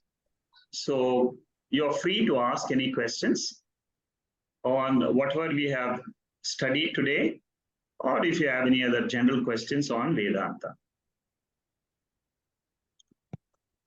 Shigar, are you ready? Yeah, Chandra, go ahead. Okay. No, there are 5 koshas, Yeah. but when you want to meditate, which is preferable to me? I only one of it I want to meditate. Is it possible? See, generally, what the advice is, initially you start from meditating one by one. For example, Uh, you know, in the suppose you're meditating, say for 5 to 10 minutes. yeah. First, you say, "I am not Annamaya." Then Okay. you say, "I am not Pranamaya." Okay. Deliberately say one by one. One by one. One Okay. by one, give a pause. When you say, "I am not Annamaya," in your mind, you say, "I am not the body, the Okay. external body." Okay. Then immediately you say, "I am not Pranamaya." Then what will happen? You will not focus on any of the pranamaya functions. For example, Oh, digestion, circulation, all that you will drop from your mind. That it is okay. not me. Then you Okay. will say, "I am not manomaya." Manomaya Manoj. means what? You will say, "I am not the thoughts." Every day, the whole day is full of thoughts about, confusions, about emotions. All these are only thoughts. Only So thoughts, tell yeah. yourself, yeah, tell yourself, "I am not manomaya." Then you come to Vijnanamaya. I'm not the doer of any actions. This is very difficult to cross. Yeah. Very difficult to cross. You see, that is why Krishna, Lord Krishna in this Bhagavad Gita, Naiva kinchit karomiti. Again and again he tells Arjuna, Arjuna, you're not the doer. You're not the one who is fighting this war. Try to understand your Atma. That was the final message given to Arjuna. Oh, yeah. Actions are going on at the Vyavaharika level. That, he says that that it will happen. Due Okay. to prarabdha karma, actions will happen. So you in coming back to your meditation, manomaya I am not, vijnanamaya I am not the incidental happiness which I get in life. Okay. Okay. In this five koshas, Uh, the most important is manomaya kosha. the mind. Yes, mind is the most important because mind troubles you a lot. Okay. Okay. Mind is the single most kosha. If you can identify that mind and say, "This is a kosha, I am the sakshi, I am the sakshi, I am the observer of my mind." This Oh, is the final, this is the most important. very good. The rest of the koshas will come and go, okay, but what you should, because this meditation will help you a lot in life. It will help you a lot in practical life. Right. Then Right. you are having sorrow, remember this point. Okay. Immediately you will drop your sorrow like a hot potato. Right. Whenever Right. you have sorrow in life, it is a projection of my mind. It is an emotion which is coming out. But what is the source of that emotion? Where is this mind Um, getting this thought from? ah. Who is illumining this thought? Who is knowing this thought? The knower is Atma. Mind is not that. Oh. Mind will project. As per the prarabdha karma, mind will project at a particular time, at a particular event will happen in your life. Mm. You cannot stop it.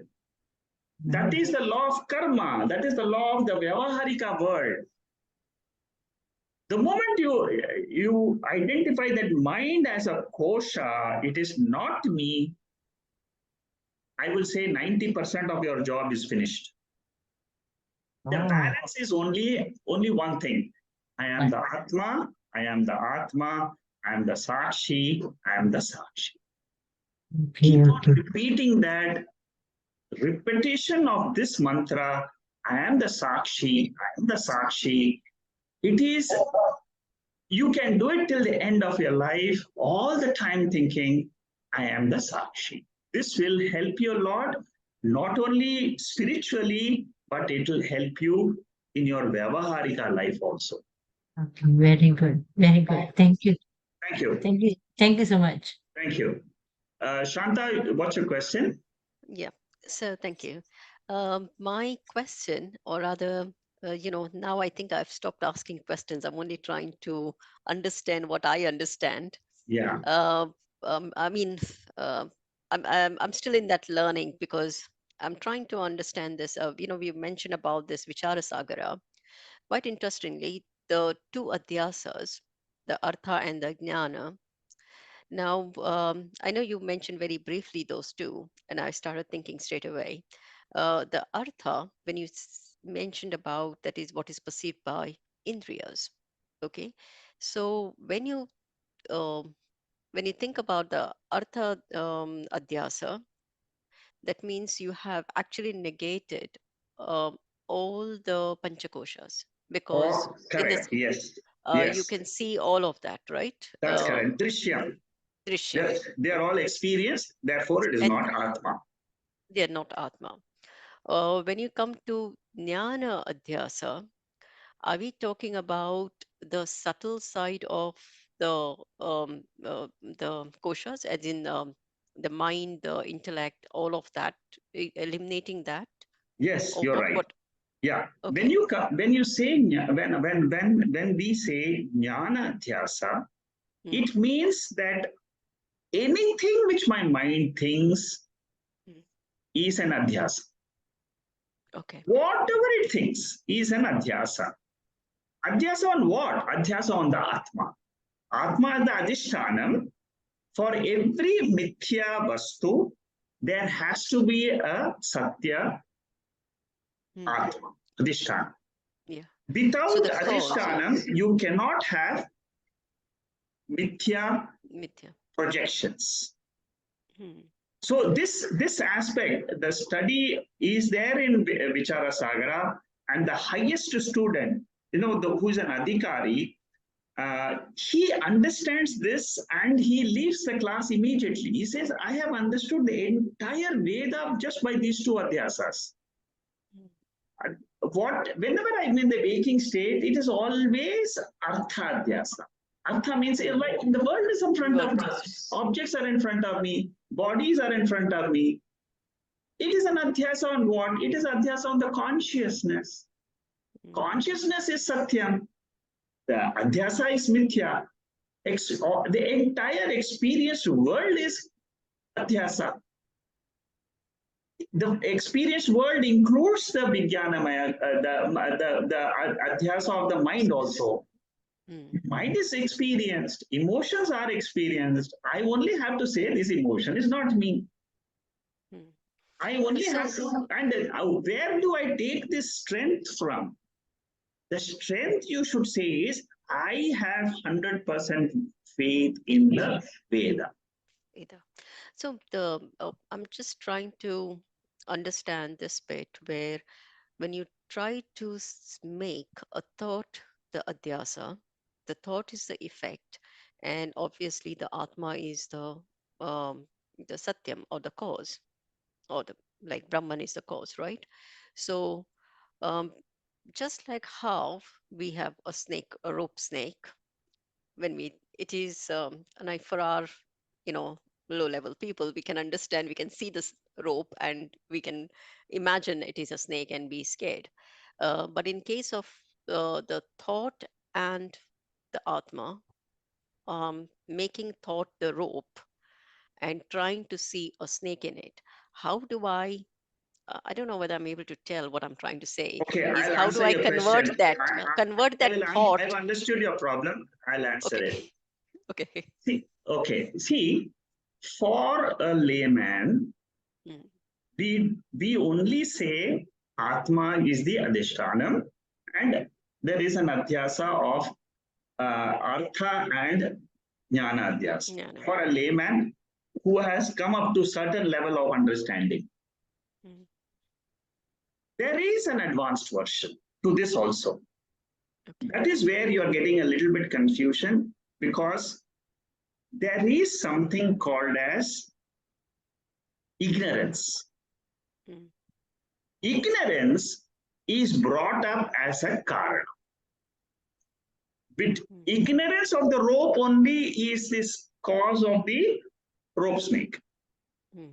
Ignorance of the Atma, which is always there, which is Satyam, is Hmm. the cause of Jnanadhyasa and Arthadhyasa.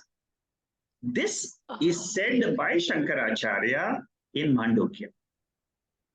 okay, so we are now thinking that we are not aware of the Atma and therefore we believe thought is real. Exactly.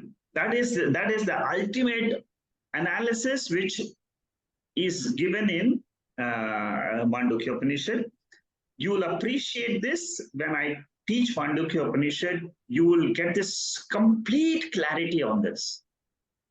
And then you will see appreciation of this Karana Avastha. What is this ignorance? And how this ignorance is caused, because I don't know the Turiya Atma, I don't know this Brahman. Therefore, only I'm thinking of all this world is real, body is real. Yeah, but I've got one more thing. Now, going a little more into my confusion. Now, when you talk about this, say, thought is we because of ignorance we believe. I mean, we have got this thought, and but the thought itself cannot be known to us unless we have got the buddhi. Because what I think is only understood because I've got the intellect to understand what I Yeah, think. yeah, Is that right? that's no problem. Yeah. Yeah. So therefore, is it not we should go that intellect level to understand that actually it's not the thought which is the rope. It is the vidya which is, I mean, the buddhi which is a rope, because the buddhi is making you understand what you're thinking, and therefore it is covering the atma. Is that? No, you see, in the intellect, in the buddhi, there are two things. Mm, One is the vritti portion, another is mm, the reflected consciousness portion. okay. So, because I don't know the reflected consciousness, I'm taking the thought as real. Mm, Even in, you see, suppose even in your normal day to day, in your waking state itself, this all come in the Mandukya Upanishad. All this is analyzed. All your questions, your only answer is Mandukya. And the you see what they say there is, because you don't know this consciousness is the ultimate reality, you are thinking that this mind is real. In the mind, there is a reflection of this consciousness which you don't know. But okay.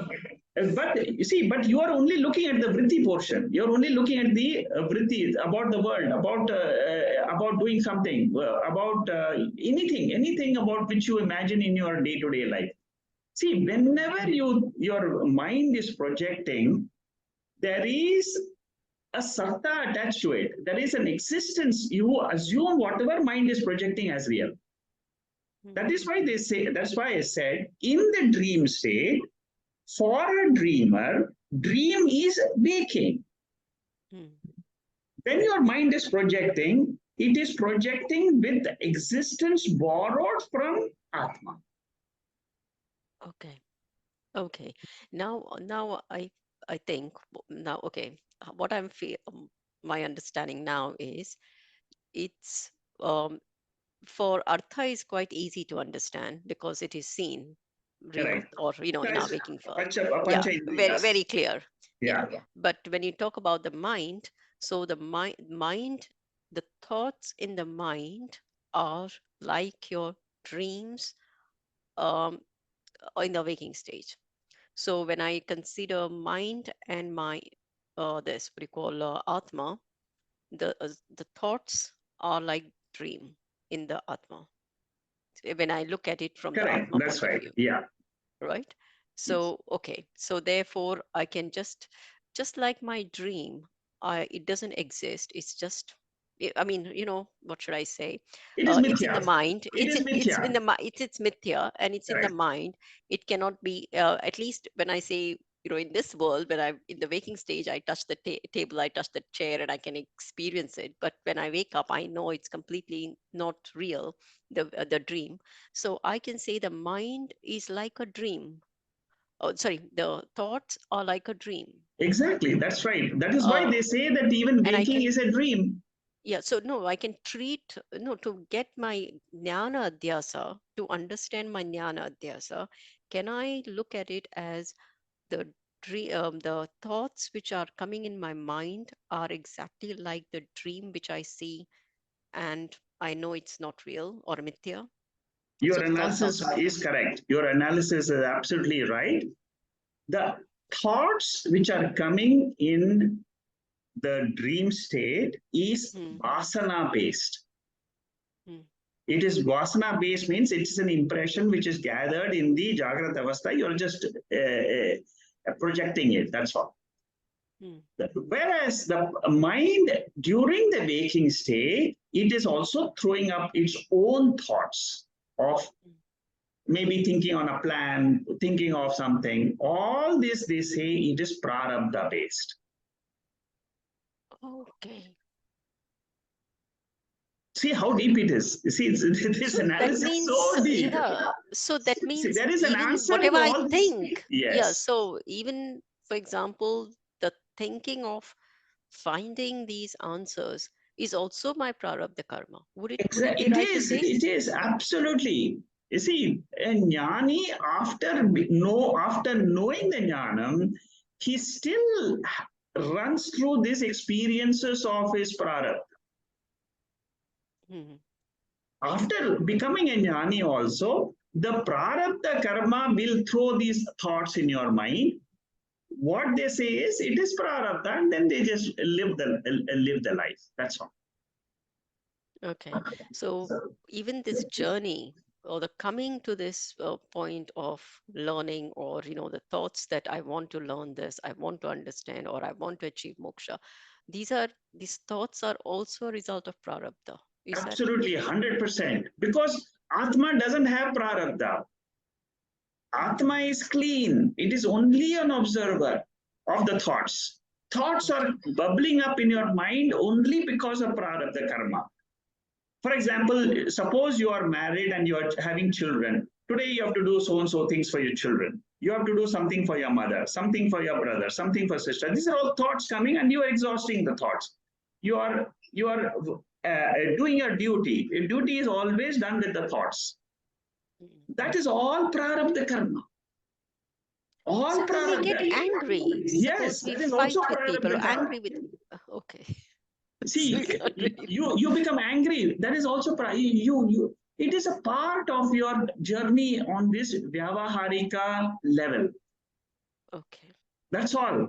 But you are not the vyavaharika level. You are a paramarthika satya. Mm. Absolute nature. Veda is not talking to you about this vyavaharika level at all, which is the panchakoshas, which is the world of the three gross bodies. Veda wants you to realize you are the Atma, which is the real consciousness observer principle. Mm. There is no other Chaitanya Vastu, there is no other knower except Atma. Mm. And that Atma is common to all of us. There is only one Atma. All of us resolve, all the minds are resolved only in one Atma. These are the finer lessons you learn as you progress in spirituality.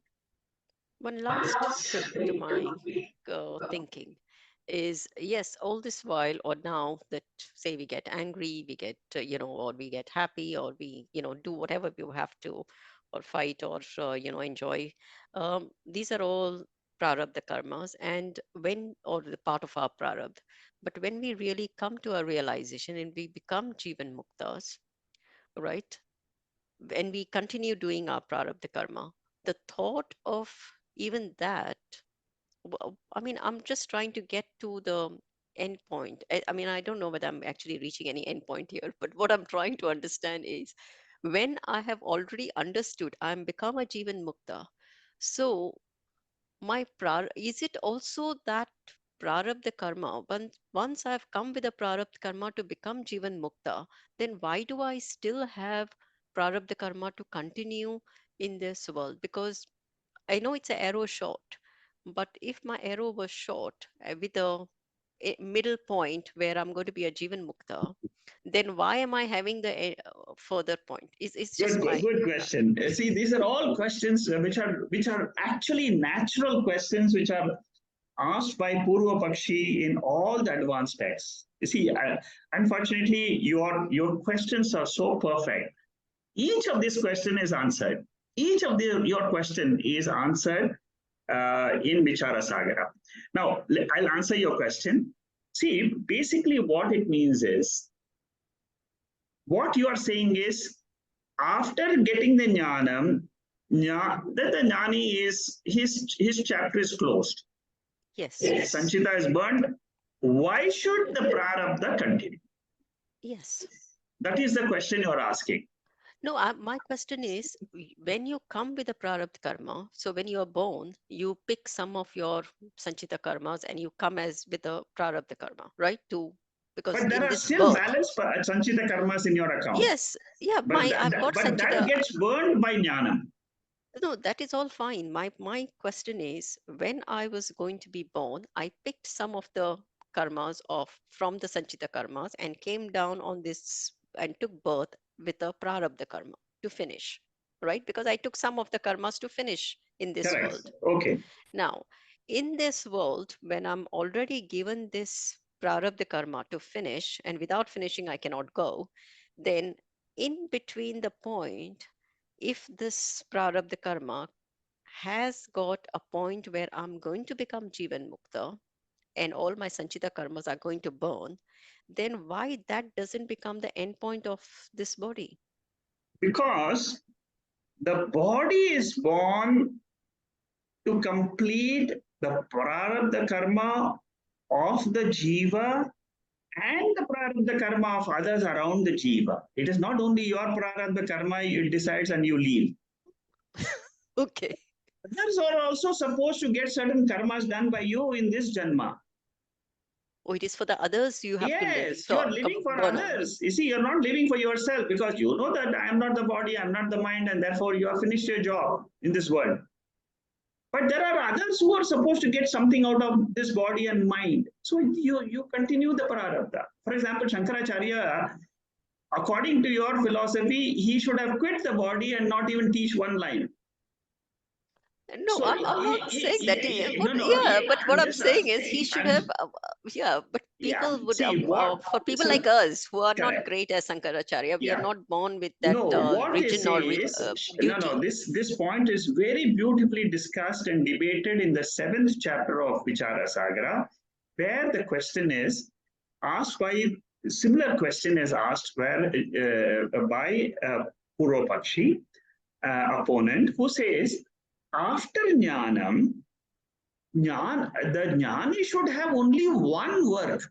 That means he should only meditate on Atma and enjoy the Sukham of Atma. Why should he get involved in the Loka Sangraha of teaching, building ashram, writing books, writing slokas? Why should you do that? The answer given by in that section is prarabdha karma. It is the prarabdha karma of some jnanis who do loka sangraha after jnanam. There are some jnanis, they don't want to do loka sangraha, they sit in a cave and meditate. There are some sannyasis who just go for bhiksha and only get bhiksha. That asking for bhiksha is also a part of prarabdha karma. Prarabdha karma. So that means I've heard of some people who say that I don't know whether it's true, but it's when they get their Kundalini Jagrat, whatever, within 28 days they leave the body, or some which don't leave the body, they are designed to teach people, or Correct. So Prarabdha is it karma. something like this Answer is only, Prarabdha? yeah, its answer is only prarabdha. So instead of going to the cave, Yeah, they sort of start doing all these teachings. correct. Okay. Answer Okay, is now prarabdha it's karma. clear. Now it's clear. Good. Thank you. Thank you very much. Sorry, I've taken Okay. everybody's time, but Yeah, Kannan, you hope have it a helped. question? Yes, hi, Shekharji. I think now a question, maybe a clarification. So previously, my mind or my understanding was more about the cause and effect, and it's not like Brahman is ever a cause or an effect itself, right? It's both cause and effect, something like that. But what we talked today in discussion is, hey, the cause of Brahman, um, you know, and the effect is so such and such, or from an Atma standpoint, we're just a witness. The Atma is just a witness and not necessarily the doer or the influencer or any kind of action oriented approaches. So did I miss something there, or No, is you are it? right. You haven't missed anything. You're absolutely right. You see, there are two types of texts which are there in Upanishads. There are two methods of revealing this Brahman. One, there's one school of thought which says that Brahman is the Karanam and the world is the Karyam. Cause is Brahman, effect is world. This is one school of thought in Upanishads itself. This is what is Taittriya Upanishad. Okay. Then there is another school of thought. If you have understood this, Mundaka Upanishad, 90% of the Upanishads, they all go for Karanam and Karya. They say that Brahman is the Karanam and the whole world is Karyam. So you dissolve the pot into clay. Clay is the cause, material cause, intelligent cause, the spiritual cause of the entire world is this Brahman. So you resolve the whole world and say, I am that Atma, I am that ultimate Atma, I am that Atma, in which the whole world gets dissolved in. This is my higher level. This is my higher level. My lower level is the body and mind and the Vyavahara which I do. This is the higher level. The higher level is I am the Atma in which everything gets resolved. And what is the nature of this Atma? Don't forget, it is consciousness. What is the nature of the world which is getting dissolved? It is inert world which gets dissolved in this consciousness. If you have understood this line of thinking, this is what is the method of revelation in most of the Upanishads. Do you have any questions on this? No, I don't. I mean, I Okay, understand like Taittiriya Upanishad, for example, correct. resolves by dismissing the 5 sheets. That's correct. And Yeah. the 5 sheets are the effect.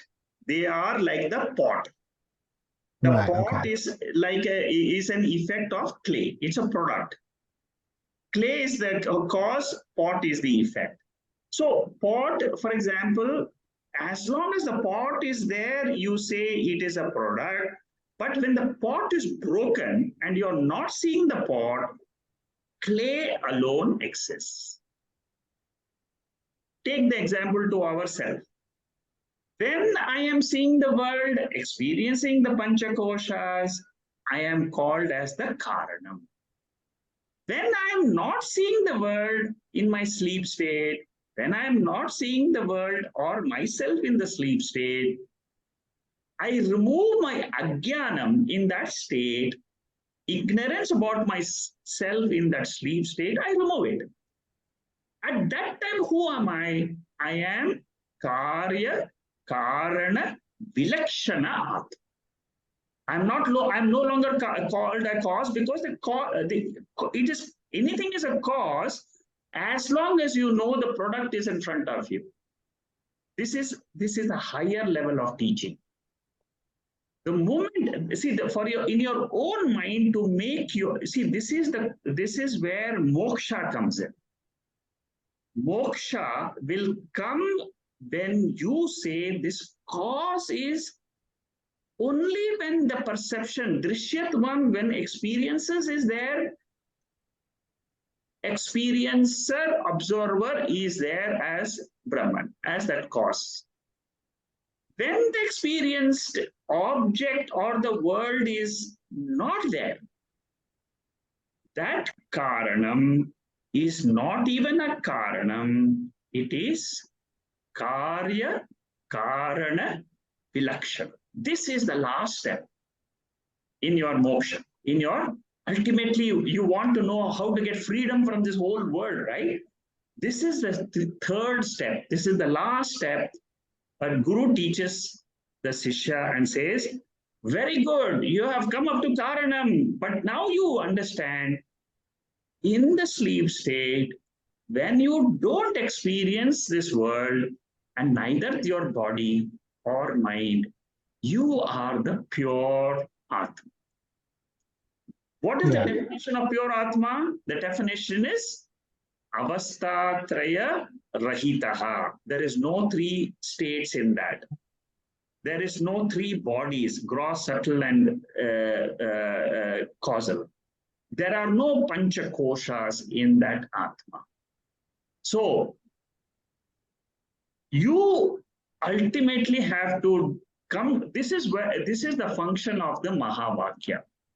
In Taittriya Upanishad, there will be a verse which is called as Sayaschayam Purushe. Whenever you have a Mahavakya, you should pay more attention to that mantra. What does that mantra say? It says that the reality in the sun and in this body, micro body and the macro body, the reality is only one Brahman. It's only one Brahman. That is only, and that you realize that, and then you become free. Right. So good. I'm very glad that you asked this question. The answer is I've given it to you. But yeah, one follow up or just clarification there is so the ultimate purpose of that realization is that you can break away from that cause and effect cycle, which essentially the karma cycle too. That's correct. Good. Yeah. That's right. That's the right understanding. You break this cause effect cycle by knowing your real nature. Yeah. Yeah. That is why Upanishad says that you have broken that knot of ignorance in you. You no longer have the ignorance. And what the Upanishad says is, live with this jnanam throughout your life. You are a mukta purusha, you are a free jiva, you have no more duties in life. As far as you yourself are concerned, you know your nature. But for the others, you continue your duty as for your prarabdha. Yeah. I mean, the body continues because the body has nothing to do with me. You say, okay, the body, in your mind, you should say the body is doing it. Mind is acting as per some universal cosmic law, which is projecting this world. Yeah. The moment you stand on the legs, on the adhishtanam, and then you look at this world of panchakoshas, in Mandukya Upanishad, it says that jnani will see this panchakoshas as another dream. Entire life is a long dream. Your natural dream is a dream which you have in the sleep state. But this is what you have realized after you have reached your spiritual essence. But only from that aspect, only from that adhishtanam, you look down on your waking, and then you will say that my entire life, let it go on, let this go on. You can't stop it. It is a cosmic law. You can't stop it. Nobody can stop it. You see, the entire waking state, dream state, sleep state, automatically is coming. Automatically is coming for all of us. Good, very good. Okay, Bharat, thank you, sir. Question? Hello, namaste, Shakaji. Yeah. I think I was going to make the same point as you. I think you already covered the observation I was going to make that when doing Panchakosha Viveka, that process of negating each kosha as seeing it as mithya and taking on the next one and the next one and next one, ultimately, it's the understanding that the support of that is you yourself. Correct. Same with waking, dreaming, and deep sleep. The support is you. Yes. But then going one step deeper, it's to think of the cause and effect of that, the causality, karya karanam, and it's what you said earlier, which is the real cause is not a thing. It's actually the ignorance of not knowing who you really are. That's correct. So the fact that this is Taittriya Upanishad, in reference to, chapter 2, verse 1, Satyam Jnanam Anantam Brahman, it's again this whole process of doing the Viveka is to overcome the ignorance that as Atman, you are Brahman, you are Satyam Jnanam Anantam, and hence that ignorance is revealed. So therefore, even the causality of cause and effect can be dropped. Yes, it happens. Automatically it happens. The moment ignorance is gone, automatically it happens. There is nothing more left for you. You are in your Sarupa. Yep. So therefore, everything that we're doing here, the Vedas, everything, it dare I say it is all adhyasa, but it's useful. It's useful for it's part of this waking dream. Let it continue and enjoy the ride. Yes, that's correct. Let your life continue. Don't bother about it. It will follow. That's it. Great. Good. Thank you very much. Thank you, Bharat. Your step-by-step analysis is very beautiful. Very good. Any other questions? So if not, we'll stop here, and then next week we'll continue with the next volume, which are my notes. So slowly we are going one by one. Let's see. I'm sure. I think you are enjoying these discussions of Taittriya Upanishad. So I'll continue at least for another, say, maybe 6 or 10 sessions. I don't know. Let's see. Thank you, and have a nice day. Thank you very much. Thank you. Bye. Bye. Namaste. Thank you. Namaste. Thank you. Hari Om. I look forward to the if you plan to cover the Anupravesha. I'll be doing the Anupravesha. Yeah, it's a very important part of Taittriya Upanishad. Yeah. I will be doing the Anupravesha. It's a very, very important aspect of Taittriya Upanishad.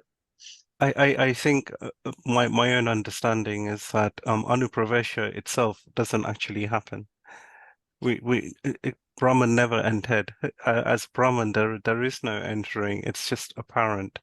Correct. It's apparent. It's only from the Ajnani's point of view. It's only from the Ajnani's point of view. Thank you very much. Thank you. Thank you.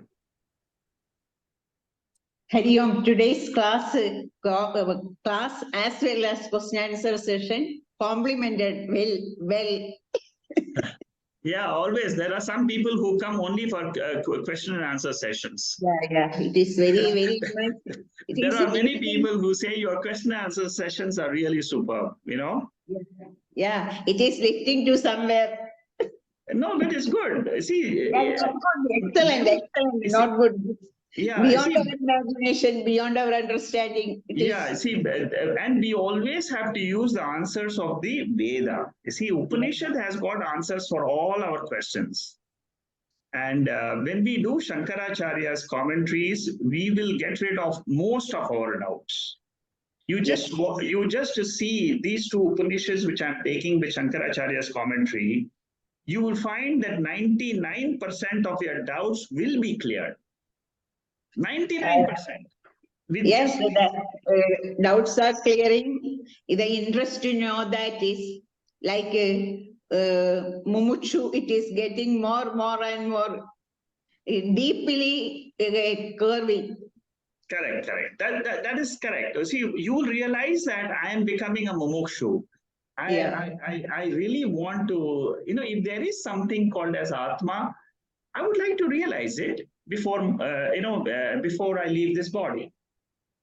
That should be your attitude. Okay, I will continue. I'll put my efforts. I have, through some prarabdha, through some punyam, I have come into this circle, of learning. So let me make an attempt and give it a try. I'm sure you go with that attitude, you will find success. Yes. Okay. Okay, Ajita, thank you. Thank you.